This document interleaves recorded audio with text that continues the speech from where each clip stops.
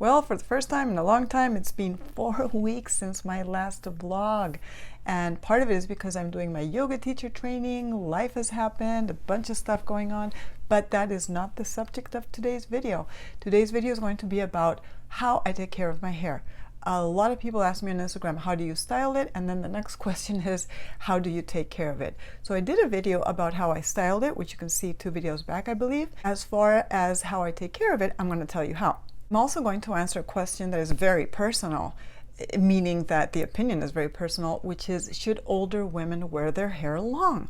Well, I'm 55 and so far I have no plans of cutting it.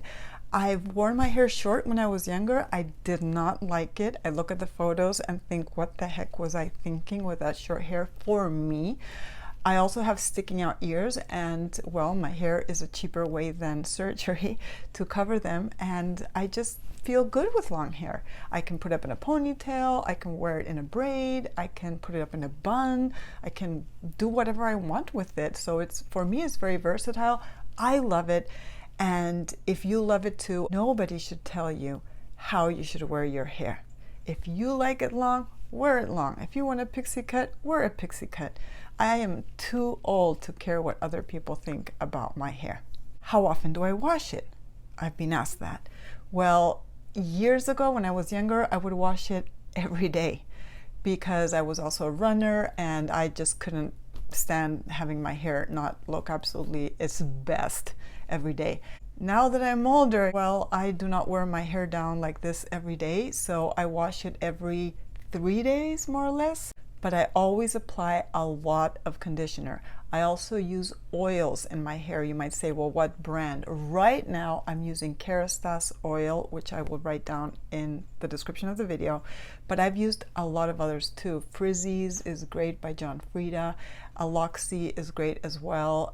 Garnier Fructis, I think is how you pronounce it. So, you know, just try them. There are all kinds of different oils, but what I do is that I apply oil, especially from here down on my ends, before going to bed, before going to yoga class, and right before and after I style it. I use a lot of oil in my hair because also at this stage of the game, most of my hair is colored.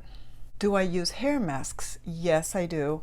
And I don't think it matters so much what kind of a hair mask one uses as to find the one that is right for you. Again, recently I've been using Kerastase, but all my life I've been using Pantene. I think it's a very, very personal thing because something that works for my hair might not work for yours. My suggestion would be that you try different hair masks and just take the time to put it in your hair at least once a week. And what I do is that I just tie my hair up in a knot, put it up there, and sometimes I go sit out in the sun. Do I apply heat on my hair? Well, if you have seen my video of how I curl my hair, that is definitely heat. It's a curling wand. So the advantage of a curling wand over a curling iron is that I'm always leaving the ends out. So that way I am not making my hair more prone to breakage than it already is.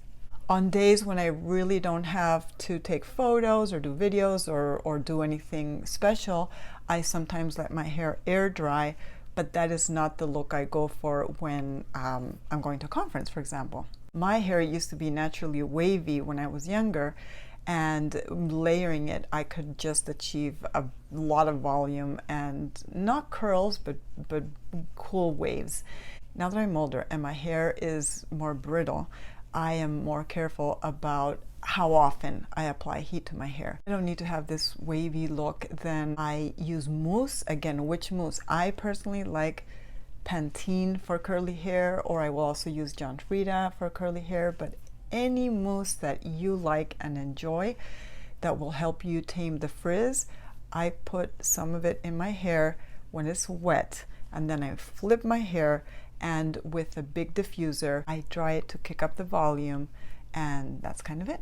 I do use hairspray, not a whole lot, but when you start to go gray, well, even if the gray is covered, the hairs are like little wires and you want to kind of tame them, and for that I also use milk or oil. Not milk that you drink, but hair milk. How often do I go to the stylist?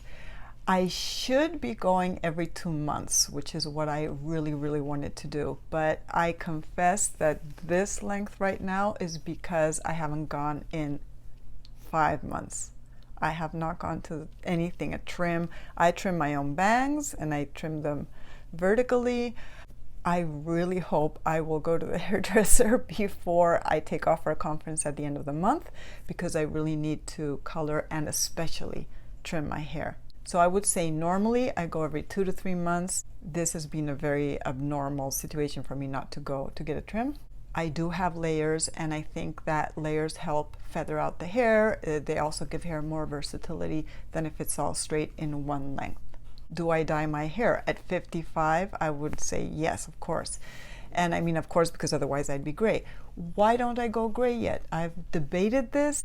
I even did a poll on Instagram, and most people said don't go gray yet. And I think that's what I'm going to do. I'm going to keep on coloring my hair. This pretty much matches my natural hair color. Now the stylist does a base color, and then after that, the last time and the next time, I'm going to do balayage, which is, if you can see the lighter strands, but you can't see actual streaks. So it's kind of like a natural way that also helps me space out the visits to the hairdresser, because I do my own roots, but I only do these here.